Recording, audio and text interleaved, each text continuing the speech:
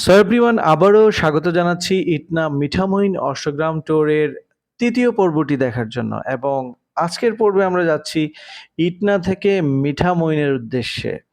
So অবশ্যই আপনারা এই ব্লগটি উপভোগ করুন আর অবশ্যই যারা আগের দুটো পর্ব দেখেননি তারা অবশ্যই আই বাটন অথবা ডেসক্রিপশনে দেওয়া লিঙ্ক থেকে ব্লগগুলো দেখে নেবেন।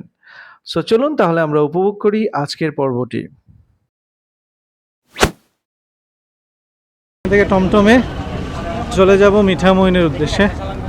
আমাদের এজিএম স্যার এখানে দাম দর কষাচ্ছেন, দাম দর করছেন। অষ্টগ্রাম যাইব বাঙ্গালপাড়ার ব্রিজটা দেখবো, আব্দুল সেতুটা দেখে আবার ঘুরে রেলিয়া গাটনে যাই ভাই।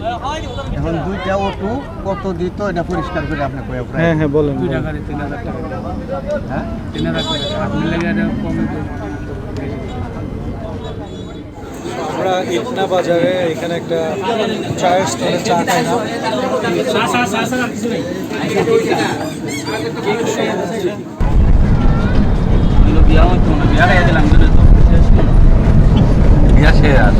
আমরা এখন টমটমে করে যাচ্ছি মিঠামইনের উদ্দেশ্যে।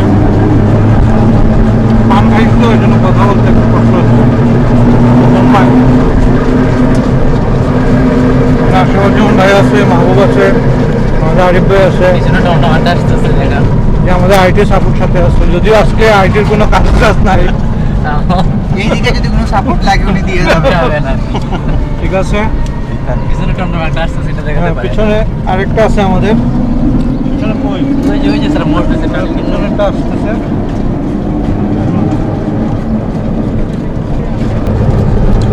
পাইলট ভাই আমাদের কতক্ষণ লাগবে এখন মিঠামইন? মিঠামইন আপনার সময় লাগবে ভাই 30 মিনিট 35 মিনিট সময় লাগবে। আচ্ছা ঠিক আছে যান। সপ্রিয়ান আপনারা কিন্তু দেখতে পাচ্ছেন আমরা সেই বাংলাদেশের বিখ্যাত রোড মিঠামইনের রোডে আমরা চলে আসছি। এই হচ্ছে আপনার মিঠামইন অষ্টগ্রামের সড়কের সাইনবোর্ড, এখানে আমাদেরকে ওয়েলকাম করা হচ্ছে। সো এভরিওয়ান আমরা কিন্তু মিঠামইনের যে রাস্তার জন্য আসলে সবাই কথা বলে, বাংলাদেশের সবচেয়ে সুন্দর যে রাস্তা সেই রাস্তার মোড়ে আমরা দাঁড়িয়ে। যেই সড়ক আপনারা সবাই জানেন, খুবই পরিচিত এবং আলোচিত, সেই সড়ক ইটনা মিঠামইন সড়ক। সো সবাই একটু আমরা এখন ফটো সেশন করতেছি। সো আমাদের ফটো সেশন শেষ আর আমরা এখন চলে যাচ্ছি আমাদের টমটমে চড়ে মিঠামইনের উদ্দেশ্যে। আর ইটনা থেকে মিঠামইনের দূরত্ব হচ্ছে 17 কিলোমিটার। সো বন্ধুরা চলুন যাওয়া যাক।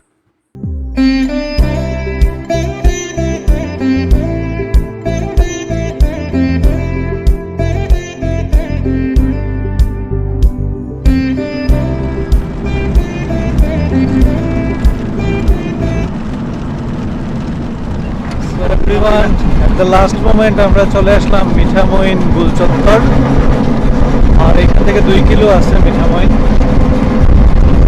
এটাই হচ্ছে সেই বিখ্যাত 3 রাস্তার মোড়।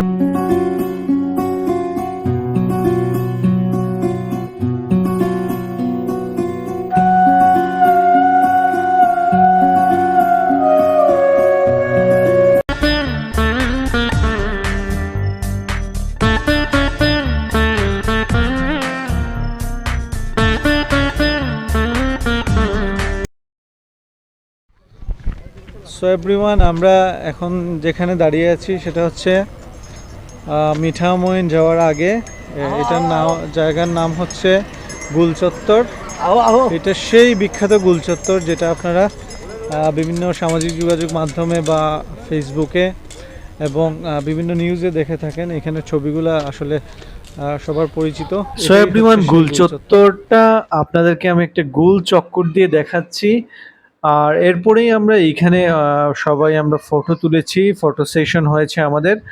এরপরে এই 3 রাস্তার পাশের যে হাওরের প্রকৃতিগুলো আছে সেগুলো আমরা অবলোকন করে তারপর আমরা তারপরে আমরা চলে গেলাম মিঠামইন বাজারের উদ্দেশ্যে, কারণ ওইখানে যে আমরা দুপুরের খাওয়া দাওয়া করব। সো চলুন তাহলে যাওয়া যাক। সো আমরা মিঠামইন গোল চত্বর থেকে 2 কিলোমিটার টমটমে চড়ে অবশেষে চলে আসলাম মিঠামইনের মূল বাজারে। এবং দুপুর হয়ে গেছে এবং আমাদের সবাই ক্লান্ত আর প্রচণ্ড খিদা লেগেছে সবার। সো স্যার বললেন যে আমরা এখানেই দুপুরের খাবারটা খাবো। এর জন্য আমরা বাজারের ঠিক মুখেই কাঁচা লঙ্কা রেস্টুরেন্ট অ্যান্ড পার্টি সেন্টারে ঢুকলাম। এখানে আমরা দুপুরের খাবার খাবো। সো চলেন ভিতরে ঢোকা যাক। সো এই হোটেলে আমাদের আসলে নেগোসিয়েশন হয় নাই, মানে খাবার দাবার দেরি হবে, এজন্য আমরা সামনে আরেকটা হোটেল আছে, সো এটাতে যাচ্ছি। সো ওইটাতে যাই দেখি ওইখানে কি অবস্থা। সো এভরিওয়ান, এই হচ্ছে রাষ্ট্রপতি জনাব আব্দুল হামিদ স্যারের রাষ্ট্রপতি ভবন করতেছে। আর এটা কি, এটা পুকুর? ওনার বাড়ি কোনটা? এখানে ওনার বাড়ি, এই হচ্ছে বাড়ি, তাই না?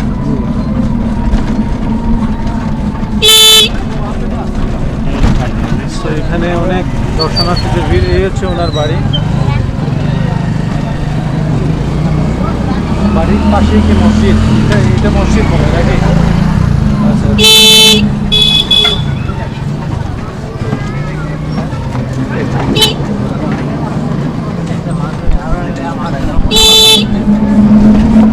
এখন আমরা চলে যাব ঠিক মিঠামইন ঘাটের সামনে একটা বড় রেস্টুরেন্ট আছে যেখানে অ্যাভেলেবল খাবার দাবার আছে এবং খুবই রিজনেবল প্রাইস ওইখানে নাকি রাখে। সো তাহলে চলুন আমরা বন্ধুরা চলে যাই ওই রেস্টুরেন্টে।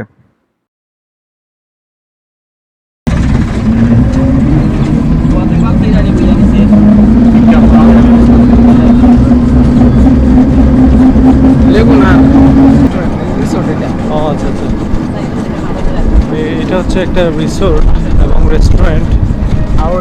হ্যাঁ, হাওর রিসোর্ট, এটা নতুন হয়েছে। আর এখানে খাবার দাবার অ্যাভেলেবেল। প্রাইস কেমন খাবার দাবারের? মোটামুটি রিজনেবল। হ্যাঁ, হাওর রিসোর্ট মিঠামইন।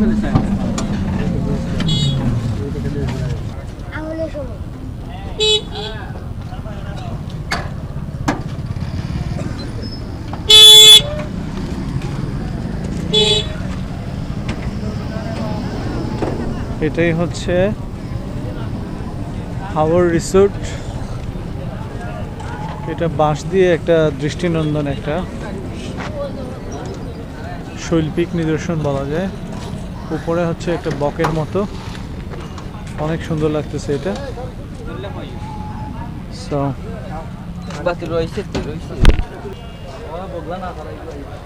সো আমরা এখন এই হাওর রেস্টুরেন্টের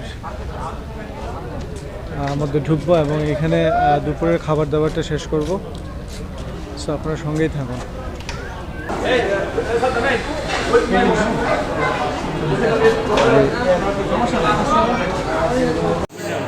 এভরিওয়ান, আমরা এখন হাওর রিসোর্ট রেস্টুরেন্টে আছি আর এখানে আমরা দুপুরের খাওয়া দাওয়া করবো। খাবারের অর্ডার দিচ্ছেন এজিএম স্যার এবং কাশিম ভাই যুবদা। সো ঠিক আছে, খাবার দাবার অর্ডার দিচ্ছেন আমাদের স্যার। সো খাবার আসলে অবশ্যই আপনাদের সাথে শেয়ার করব। ঠিক আছে,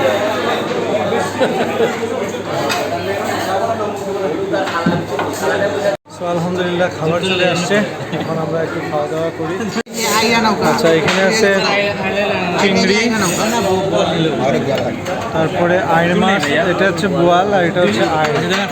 শুরু করেন,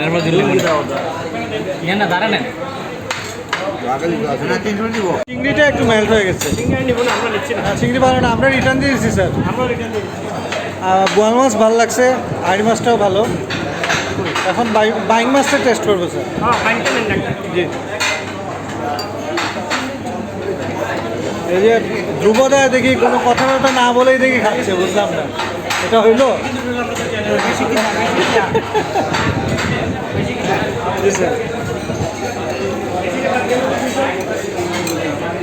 আমাদের দেওয়ার কথা কি জানেন? সয়াবিন খাবারের প্লেট দেখে হয়তো আপনারা বুঝে গেছেন যে আমরা কি পরিমাণ ক্ষুধার্ত ছিলাম। সবাই কিন্তু আমরা 3 ধরনের মাছ দিয়ে ভাত খেয়েছি, সাথে কিন্তু ডালও ছিল। সয়াবিন যারা এইখানে আসবেন তাদের সুবিধার্থে আমি এই হোটেলের খাবারের দামগুলো একটু জানিয়ে দিচ্ছি ওই হোটেলের কর্মচারীদের মুখ থেকেই। তাহলে চলুন শুনে নেই। মাছের দামটা একটু বলেন। আইড় মাছ কত করে? আইর মাছ আপনার 200 টাকা পিস, 200 টাকা। বড়টা 250 টাকা, হ্যাঁ, এবং বল মাছ বল মাঝারটা হচ্ছে 200 টাকা এবং বড়টা 250 টাকা। বুঝছি। আর বাইং দিয়ে খাইলাম ওইগুলা বাইম মাছ? বাইম মাছ 150 টাকা, চিংড়ি মাছ 150 টাকা, আচ্ছা গুড়া মাছ 120 টাকা, আচ্ছা আচ্ছা, তারপরে পাঁচমিশালি 120 টাকা। বুঝছি। ঠিক আছে ভাই, থ্যাংক ইউ। খাবারের দাম আপনার শুনলেন। আমার মোবাইল আপনার কাছে। আমাদের খাবার দাবার শেষ। সোনার